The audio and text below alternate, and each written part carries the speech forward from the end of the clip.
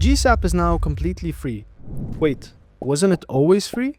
Well, the basic stuff were free, but all these cool stuff that you would see on awards.com or those cool websites that Webflow shares on their accounts, these are mostly using the Pro GSAP tools or the Club GSAP tools. They used to be called Club. And this was a subscription for like 100 or 150 per month, but now it's completely free. And these are very nice tools, including ScrambleText, SplitText, and a lot of others. What happened was GSAP got acquired by Webflow last year, and this was a great moment for a lot of Webflow users because now we can expect a more integrated way to use GSAP within Webflow. And that's exactly what happened this time, and we're going to be checking this out. So let's see how this works. Now if you go on gsap.com, you can see that the announcement is right there. GSAP is now free for everyone.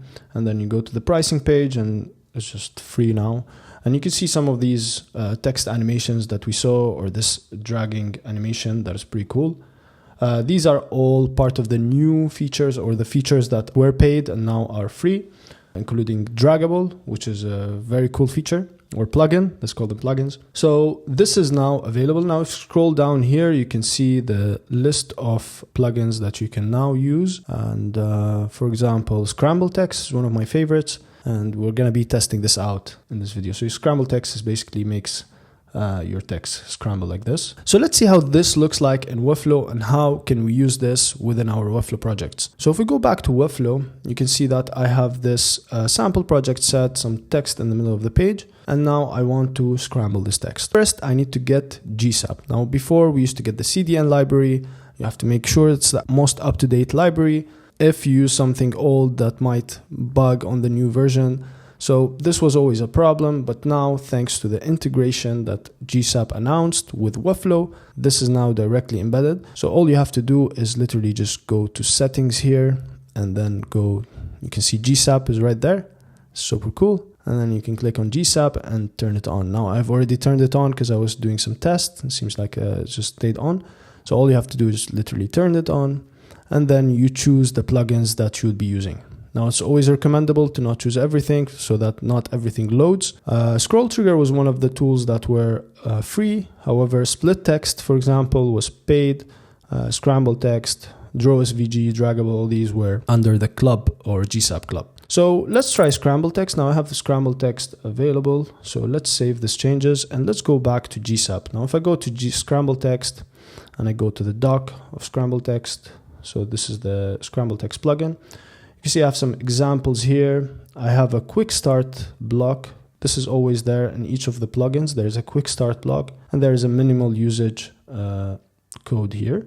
So I'm just going to copy this code and I'm going to go back to my project, and then in the page settings, I'm just going to open a script tag because this is a JS code, and then close it. And in the middle, we're going to be pasting the code we just copied. So that will be GSAP to element, this is a new text. So what's going to happen is basically this is going to scramble to this is a new text, and that's the new text that's going to be. And all I have to do is specify my element between quotation marks. So quotation marks, and then since I want to target it by class, so I'm just going to use the dot here, and then it's going to be called text title, I think. Text title. Let me just double check. Yeah, text title. So this is my texts class, and that's the one I'm using in the code. Text title. And basically what's going to happen for the duration of 1 second, this is going to be scrambling to this new text. Let's save and have a look at how this works out. So now if we go to the published version, we view it, you can see it's scrambling and this new text is appearing. Now you can take this further by perhaps you can look at the example that is there. You can see the GS file of what's been done here, or maybe we can use this one. So this one is a bit comprehensive. It has more properties that we can use. So let's copy this one. Let's go back to our project. And again, it's going to be inside the script tag. We'll make sure we have the right class. So text title. And then maybe we can choose this. GSAP is now completely free. Wait, I forgot to close this. And then the characters that they will scramble are going to be X and O. I can make them 0s and 1. You can make other stuff. This is up to you. We're not going to be applying a new class, so let's remove this one. This is the speed and the delay. of how this is going to work out. So these are all custom stuff that you can add to make your animation, of course, much more lively and much more custom. And there are other properties that you can use. So let's test this one out. So let's save and let's publish and see how this looks like. So if we go to the version, you can see X and O, GSAP is now completely free, and this is looking cool. Now I've been testing this out with different animations. For example, this is the text animation. As you can see, it changes between a text and the other. This is SplitText Animation. You can see it's splitting per line here. This is also ScrambleText, which we just saw. Custom ease, which is something that you also can use. It's something nice.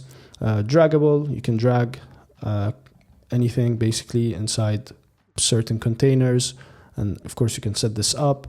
And SVG animate, as you can see, it can animate an SVG with something like this, with the strokes.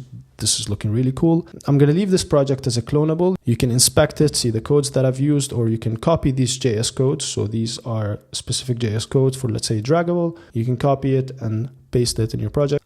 And of course, I would love to see what you guys make with these.